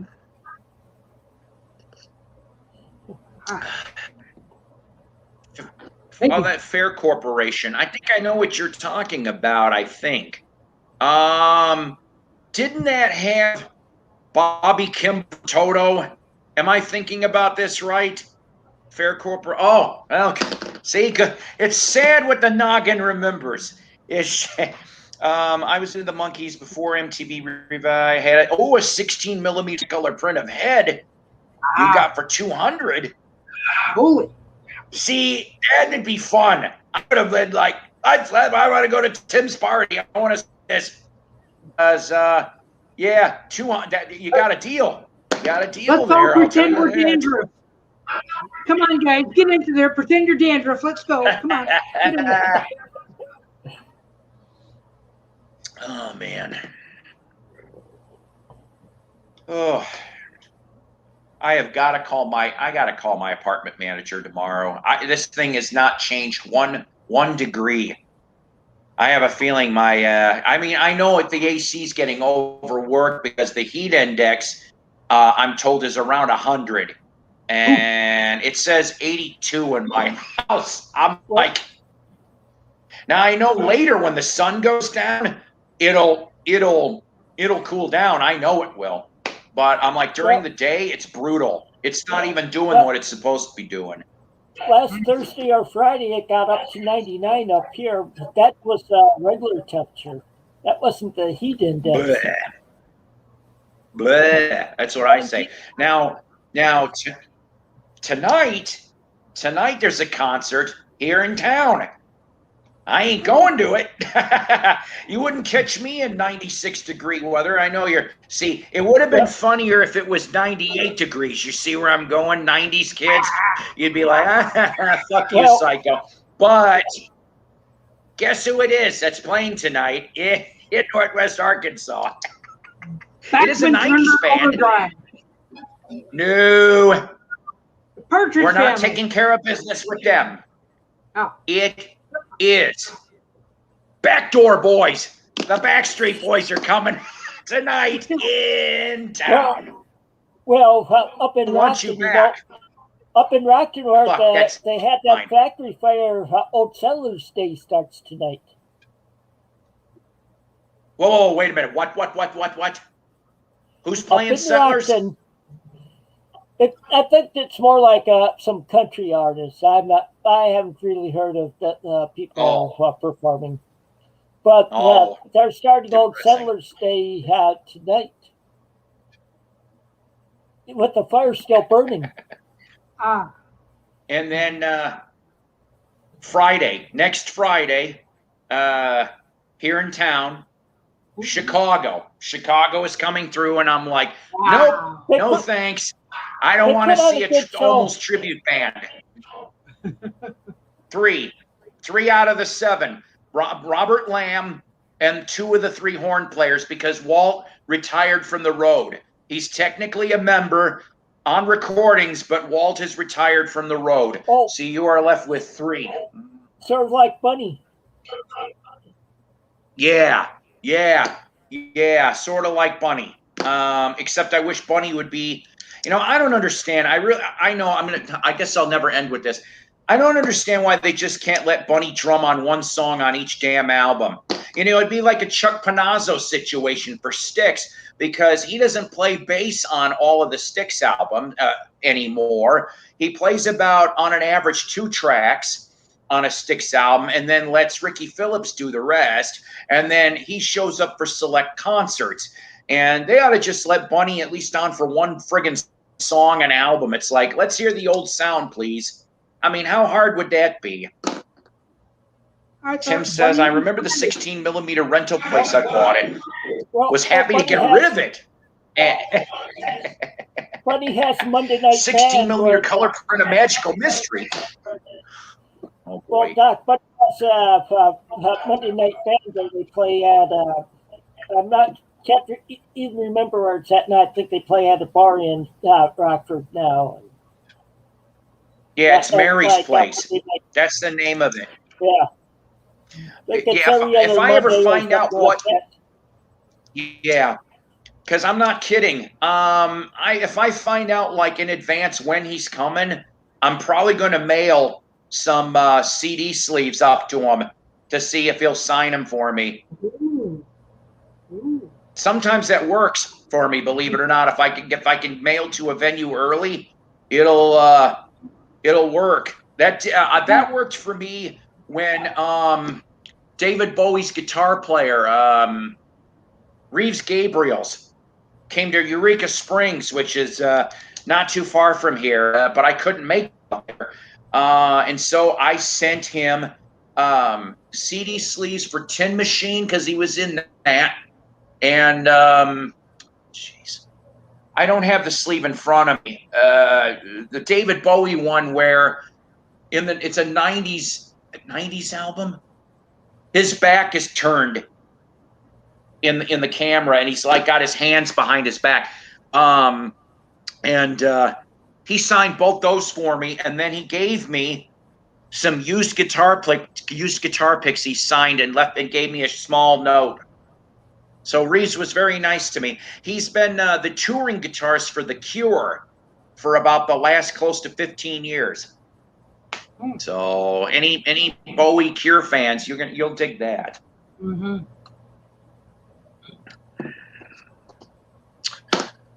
Let's see. I do not know what Ark and Mr. Gray is. You got me on that. I like films, and my only memory in for anybody that used to collect Castle films, those small films in the small boxes with the nice illustrated boxes. The library in Crystal Lake, Illinois, in the, I want to say, mid-'70s, got rid of all of them. I found out about this, and they're like 10 cents a piece. Ooh. I bought just about every damn Castle film they had. And I went to my grandma because I had some of the money, but I needed to bum a couple bucks from my grandma. And for some reason, right around that time, got a movie projector, but the bulb was screwed up. And of course, that's never cheap. But after, so we had to wait a few weeks. We got the bulb, we got the white sheet, we put it over, and we're like, movie time. And, of course, I realized, Castle films were not full length, even back then I was, but I want to say there was a lot of 8-minute versions. And then some of them were 12 or 16-minute versions. So I dug it. My grandma got a couple good laughs because there was some old, like, Charlie Chaplin, W.C. Field, Marx Brothers stuff. There was a couple horror ones too, I remember. But it was really funny to see these 5 and 8 and 12-minute versions.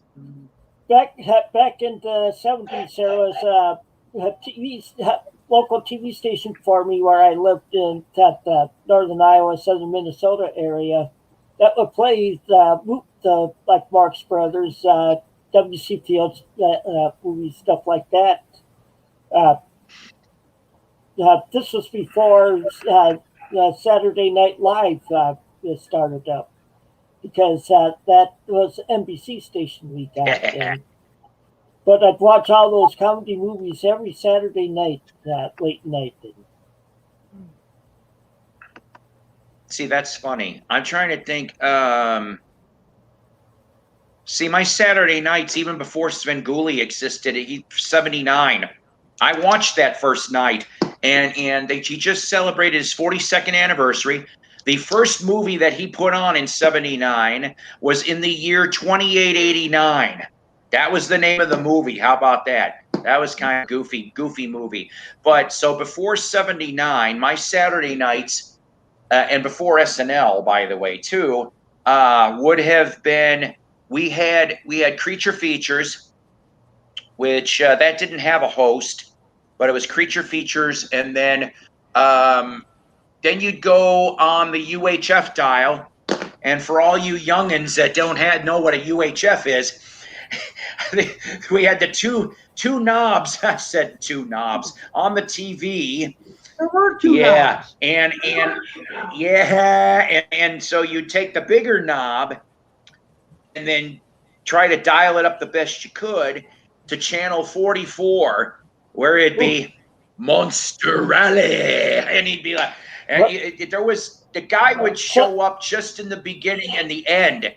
And he wouldn't show up, and he'd just play the movies. But it'd be Monster Rally, and then you hear, ah! And it was just really kind of funny but stupid. But he had the smoke machines going. Something else I watched on Saturday nights back in the 70s was I'd watch on the local PBS station. They'd have Monty Python. The Monty Python Flying Circus. Oh, God. Then Doctor Who. Yes. Who? Yes. See, yes. And then, yeah. See, now, Doctor. And then they show an old sci-fi movie, the black and white ones from like the 40s and 50s. See, that's cool. That's cool. PBS, okay, what you're talking about, Doctor Who would be Saturday night, followed by Red Dwarf. They'd show those. Sunday nights, the comedy went Monty Python. Well, it'd be the Goodies, followed by Monty Python, followed by Dave Allen at Large, followed by Ernie Kovacs. They had the old Ernie Kovacs show. And that's how I found out about Ernie, and that was Saturday and Sunday night on PBS. Of course, one of my favorite shows on PBS was actually from Canada, the Red Green Show. Oh God, Red Green! I love that. Let me see here really quick. So Tim Madone says Ark was about a guy that lived in a greenhouse trying to preserve. Now that would have been interesting, but I never seen that one. Jeff says in Oklahoma we had Count Gregor. Went. Oh, see, I wonder if there's any clips. See, I like looking about old movie show. Hi, Mason. Horror hosts. Well, I love that. I'm gonna have to look up Count Gregor. When I was stationed in Colorado Springs, I was in Elvira's hometown, so we had her on there. Don't forget to look up Count Scary.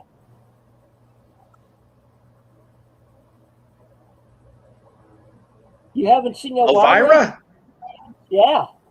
Well, yeah, I've seen Elvira. I just did. I mean, I'm not gonna lie. Elvira was never on any of local networks. I don't think I tripped on Elvira till like the 90s, and I can't remember on what cable network.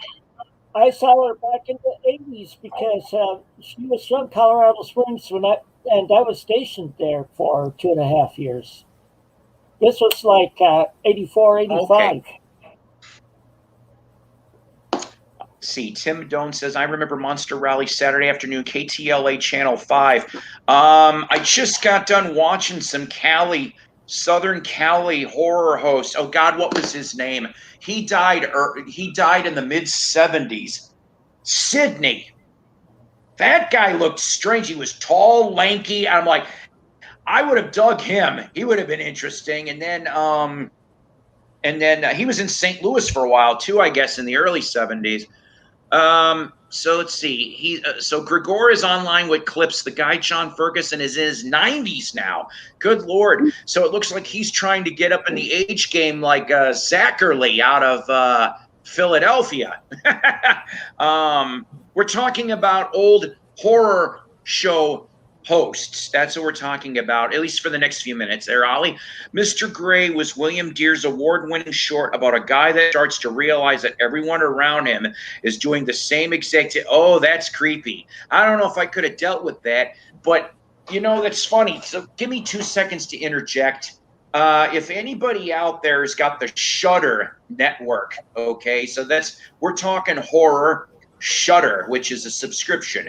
Now, my best friend down here, Donna Jo Catley, allowed me to watch, which was released this month, the 1973 from George Romero, The Amusement Park.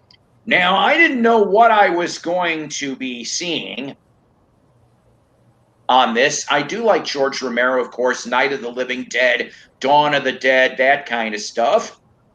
But it was about 52 minutes long, in color. It was filmed in Western Pennsylvania at an old theme park that got destroyed 4 years later.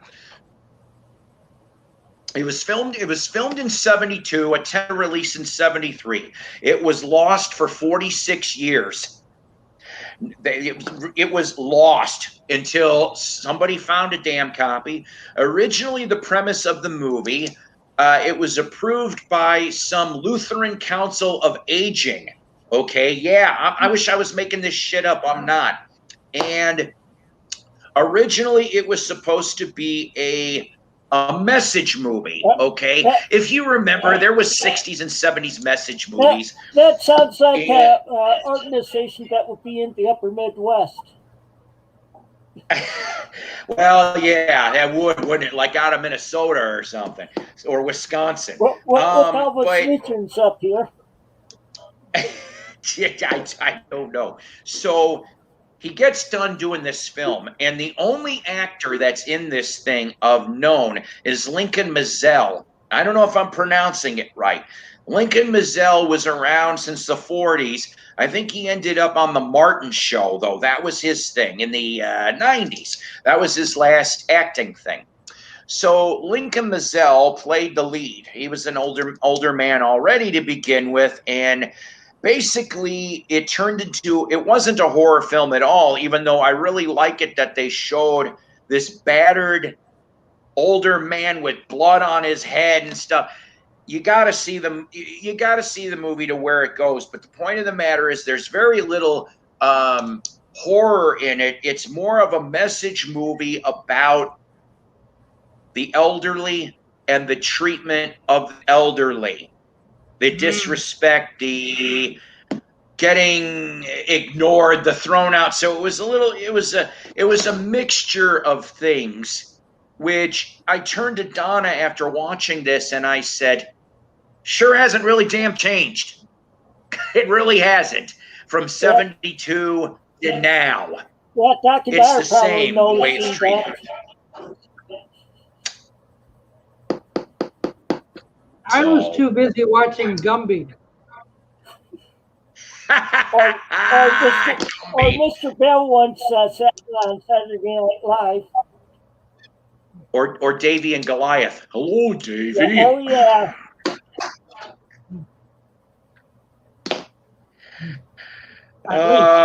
Hang on a second. Here comes another one. Oh, Jeff Kendall. Hey. How are you? That's right. Is it hot in Oklahoma? You're right. The amount of old movies. 94. 94. Oh. Mm-hmm. And I was going to tell you were talking about the guy in Oklahoma, Count Gregor. You want me to show the DVDs that are available for him?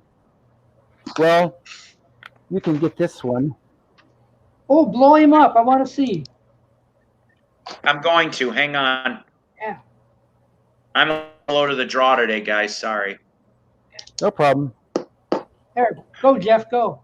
That my Costa Rican internet. Do it. I clicked on it. I'm waiting. There we go. Okay. Well, Jeff, I was going to tell you. Yeah, it's the glare. You're only 3 degrees warmer than we are up here in Rockford, Illinois.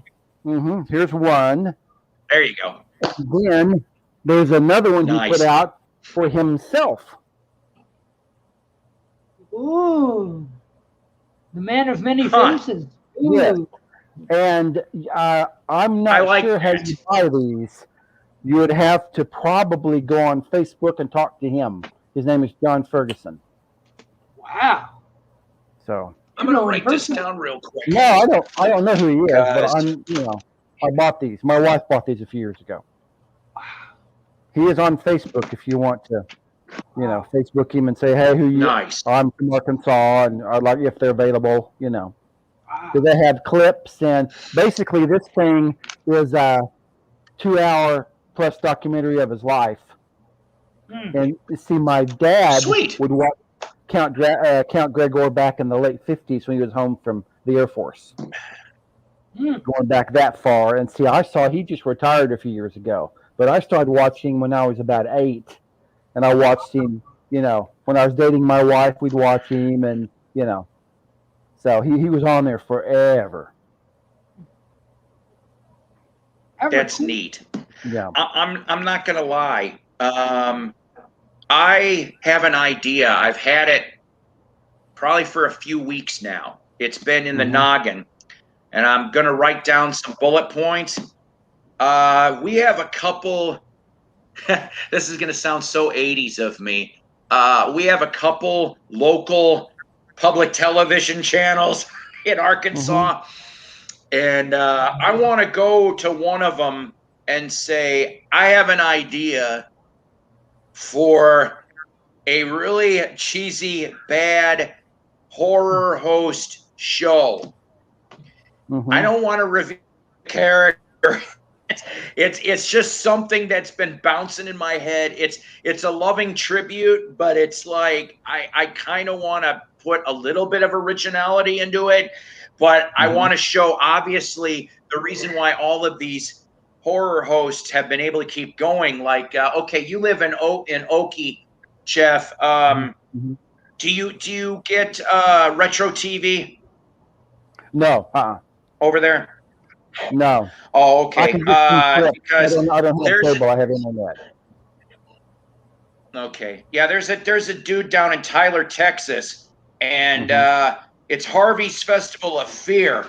And I only tripped on him because in the retro TV on the free digital antenna, I picked him up because Saturday nights is Sven Gulli, followed by Offbeat Cinema out of Buffalo, New York, and then Sunday nights it's from 9 to 11 Central is Harvey Festival of Fear.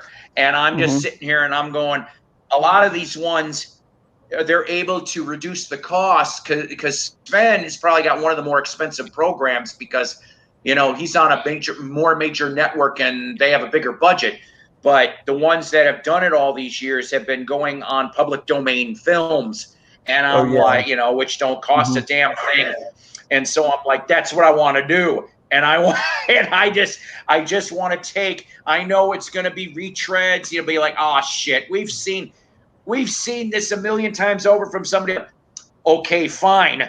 But I want to put a little bit of a spin on it that maybe somebody overlooked. And I don't want to say any more than that. I'll be a pipe dream, but it's just something in my noggin because I can, you know, even though I wouldn't do this impression, I can do all kinds of goofy shit. And I lost him. Oh, well. And I wouldn't do it like that. I'm just saying I can do all kinds of things. Oh, yeah.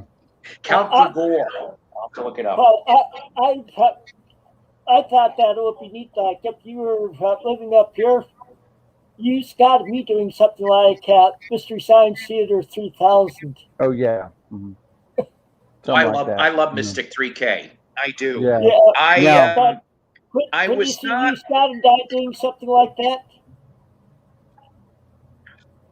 That would be fun. Yeah, exactly. I think that is like one of the prides of Minneapolis was coming out of there. I don't know if YouTube still has the original, what they call it, damn it, the Minnesota television tapes before they went national. There was a couple of them out there, but the Netflix experiment for Mystic 3K, I was happy to see them back. But it didn't, I'll admit, it didn't feel right. And I'm glad Joel showed up every so often. I'm like, okay, you're at least a support role. Now, I have never backed a Kickstarter campaign. Okay, ever until this year. Because they're not on Netflix. Maybe some of you guys know this out there, but I'm just bringing it. It was through Facebook because I've had Mystery Science Theater on my horizon for a couple of years now because of Facebook.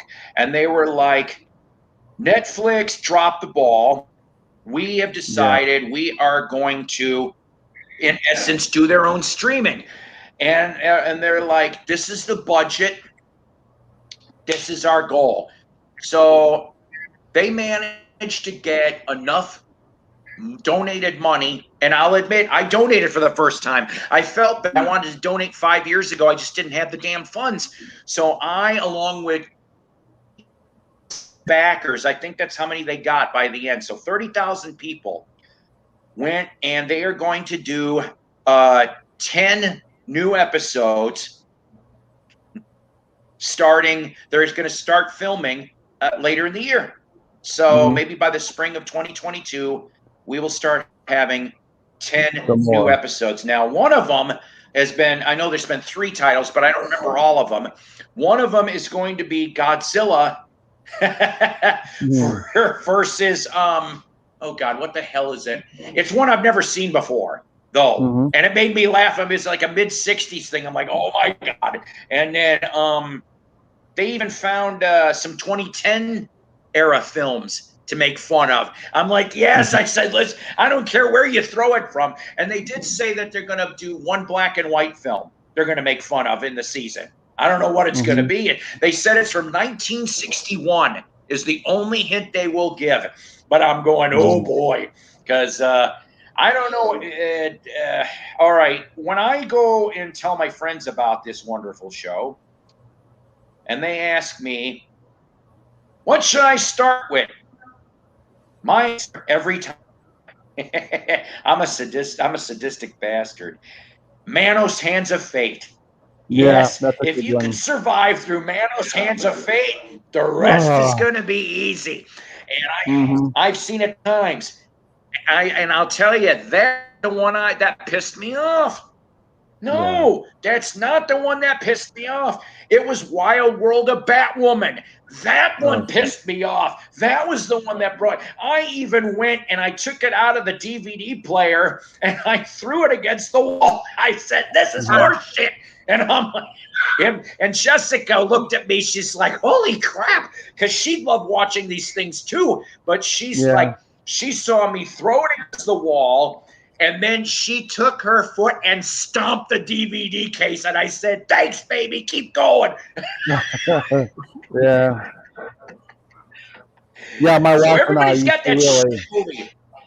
Yeah, my wife and I used to really watch Mystery Science Theater. I actually have several of the KTMA broadcasts with Joe. There with you long go. Thank hair, you, KTMA. You know?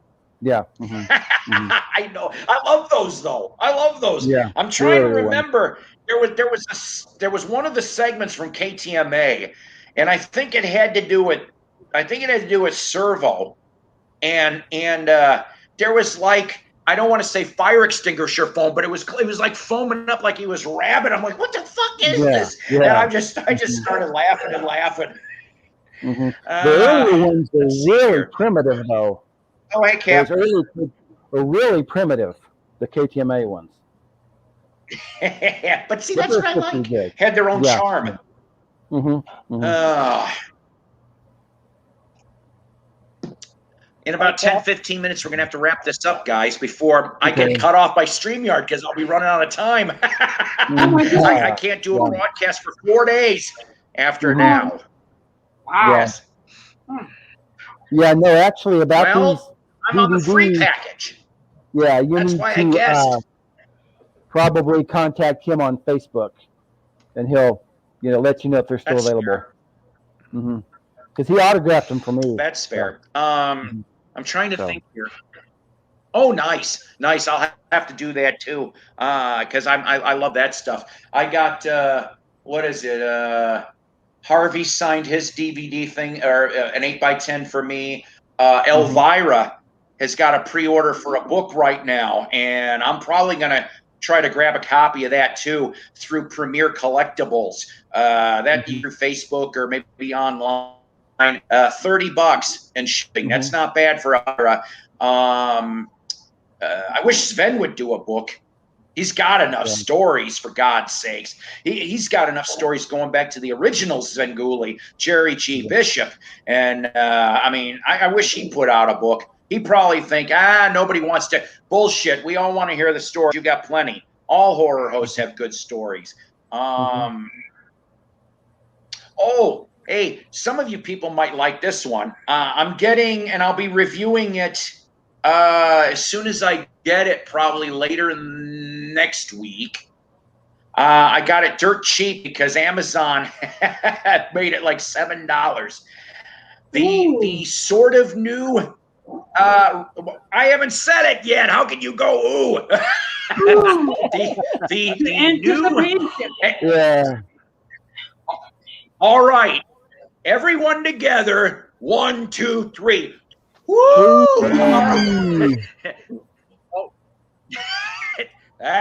All right. From Sunset Boulevard Records, Ron Dante's Fun House. Wow. It is a 2 CD. It is. It's a 2 CD set of Ron Dante, who, of course, was lead singer of the Archies, Cufflinks, God knows, we could go forever and ever. There is unreleased Archies, Cufflinks, and some old radio jingles from the 70s, all in a 2 CD package, ladies and gentlemen. The cover is drawn from one of the artists of Archie Comics. So it's kind of, you get Betty and Veronica in the back looking through the candy shop window, and they're probably like, "Oh, who's this hunk?"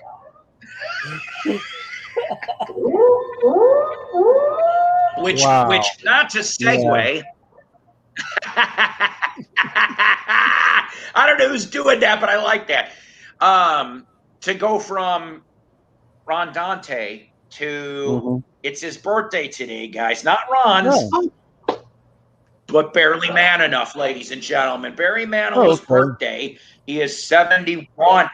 It's a miracle. It's a true blue spectacle. No, I'm not going to go the rest of that. And he's had so much plastic surgery. He's had so much plastic surgery. He still looks about the same as he did back in the 70s. And he came out to People magazine saying he was gay. Yeah. Who'd we know? Who would have thunk? So, the thing is, and Tim, you'll get a kick out of this. About a couple weeks ago at an evening that I really don't go to outside of town, I found an original Barry Manilow 1 on Bell. On Bell. They didn't make them very long on Bell because it flipped to Arista. And I'm sitting here and I'm looking at this damn thing. You got both. Okay. So, Tim, you've played them both, correct? Correct. Can you tell the mixes are different? Yeah. Because that's what they said. The Bell release sounds different than the Arista release because they mixed it differently, and there might have been some alternate takes involved in the Barry Manilow 1 album. Is that right? Yep. Let's face it. And he started out as the piano player of Bette Midler in those bathhouses in New York City, ladies and gentlemen. And later on, he would tell us by song that you deserve a break today. Where, kids? At McDonald's. That's right. And yeah, I mean, let's face it, that might be how I remember. I'm like, oh, all right. And it's catchy. It was a catchy damn tune, wasn't it? You'd get sick of it after 100 listens, but it was catchy. And I'm just like, I don't mind Manilow so much. In fact, I have to tell you, Barry Manilow actually liked a comment that I sent on his I guess he does look at some of the comments on some of his songs on YouTube, and I found out it really was him. And I said simply that my favorite song, because I only really have one from him, and It's a Miracle is the song. And I said, you should do a animated update of this song, like make it 70s like, so you have 70s Barry syncing to the song. I think it'd be funny. That's all I'm saying. And he liked that damn comment. I'm going, see, Barry? Yeah, recycle the. You got to make money, Barry. You got to make money. And if anybody has ever read Clive Davis's book, there are several chapters about Barry in Clive Davis's book. Yeah. Streisand, huh? That no talent hack. Tim knows what I'm talking about that. He knows. He's for all the years he's known me. I said it for many years. Him and me and Scott and can't remember Scott's friend. All four of us would go to the flea market and we'd all be trading insults and shit. Like, hey, here's that Streisand album you've been always wanting, and we would always be doing these insults. And I'm like, you fucker. I'd be saying that to whoever it was. I keep threatening to send him a Streisand album. Don't you damn dare. Don't you dare. I gave you that. Did I not give you that quad copy of Stony End that I found? No. I found a Stony End in quad, and I think I gave it to you, Tim. I think. I don't know. I don't have the quad one of that. She's a no-talent hack. Just Bon Jovi. No-talent hack. I'm full of piss and vinegar today, kids. Boy. All right. Before I get cut off in a few minutes, I want to thank everybody that's been on the panel today. I thank my peanut gallery. I love you guys. I love everybody here. We spread love in the VC. That's what we do here most of the time. And go play some Barry Manilow to 11. I don't know it because he can't live without you. All right. Take care, guys. And I'll probably be on maybe I'll go to Rach and torture her for for a while. Okay. If Rach still has her stream. Yeah. Yeah. Go there. I don't know. We'll go.